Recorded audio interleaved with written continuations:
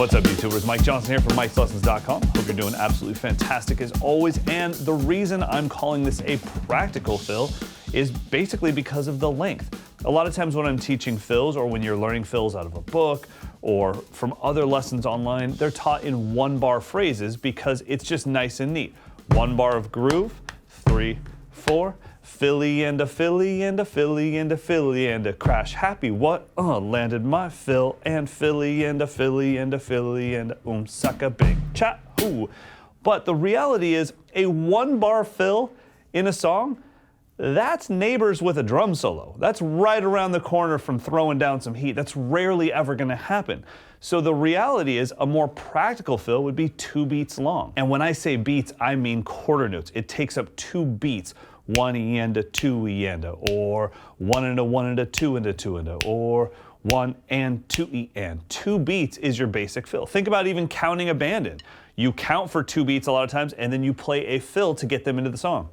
1, 2. 1, 2. 1, 2. That right there, that's the one we're actually gonna learn today. Now, subdivision-wise, we've got 16th note triplets, so it is a little showy, but it's short enough that you're probably not going to get in any trouble for doing this, especially if you use it in the right part of the song. Put it later in the song so that you're actually lifting, maybe going into a chorus, like a 3rd chorus. So the fill is very simple. Let's think of it in 2 chunks of 6. The first chunk, or the first little block of notes, is going to be kick, kick, right, left, right, left. Now, most of you probably already know that as...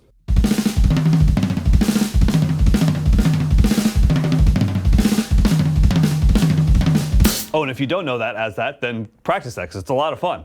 But once you start to do that and you realize like, it's kind of monotone, this thing gets really cool when you start to shape it with the dynamics. So instead of kick, kick, right, left, it's kick, kick, right, left. That hurts. Left, left. I'm just gonna keep doing it. Kick, kick, right, left. So we give it that little bit of triplet push.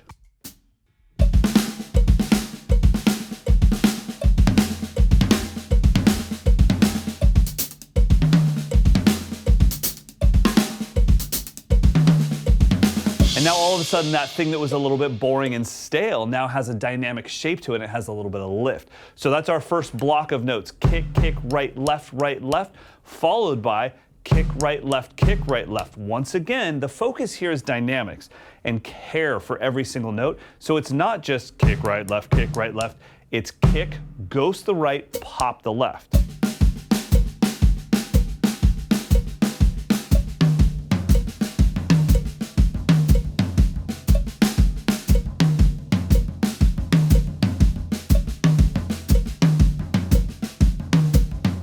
And when we put those 2 blocks together, we get boom, ka,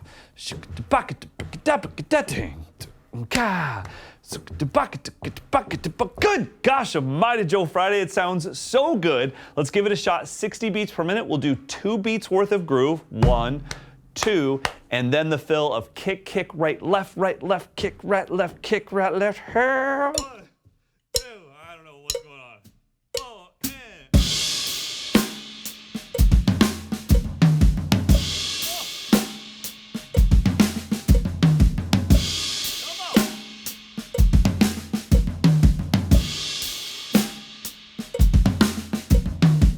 Even slow, it sounds good. Now, before we get to the end and goal tempo and all of that, I want to just take a listen to this fill without the dynamics, without the movement around the kit. Because to me, learning the pattern, I see a lot of people that learn something and they stop right there. And I'm like, that's a solid C-. I need you to, once you've learned the pattern, then the work begins. The work is, well, what's your dynamic take on this? How are you going to make this thing sound different than everyone else that plays this exact same stuff? And the orchestration, what does it sound like on your kit? Do you have rototoms? I don't have rototoms. Do you have rototoms? If you do, use the rototoms. But you have to find a way to make it your own, and the only way to do that is to explore it. So just so we have a little bit of context, I want you to hear this monotone, and then I'll play it with the spice.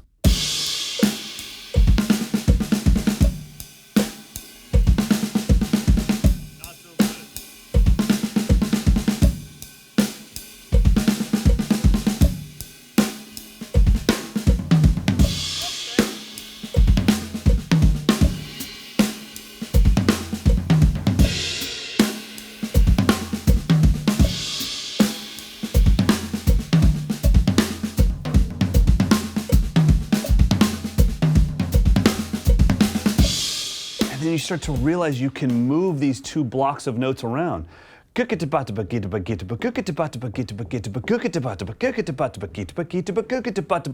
Come on. Let's try it. Goal tempo, 115 BPM. Kind of move.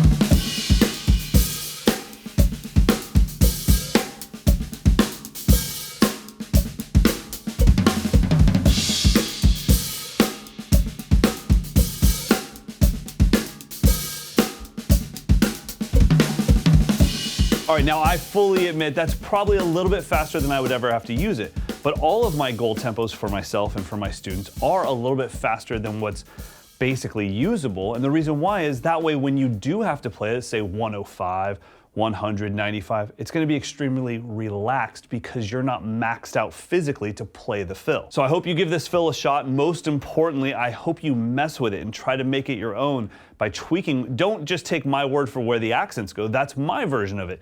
Did my voice just crack a little bit? But I want you to find your own thing inside of that fill. And if you like things like this, I have tons of fills courses on Mike'sLessons.com. And the cool thing is each fill leads into the next fill and each course leads into the next course. So you're not just jumping around YouTube randomly thinking you're learning a bunch of things, but you actually never practice any of them. The other benefit is all of the fills courses on Mike'sLessons.com, as well as the groove courses, come with drumless tracks. So once you've got it down, you actually get a chance to try to put it inside music and make sure that you really, really have it down. So I hope you had fun with this. I hope you are ready to put in some time on this and make it your own. But until next time, go practice.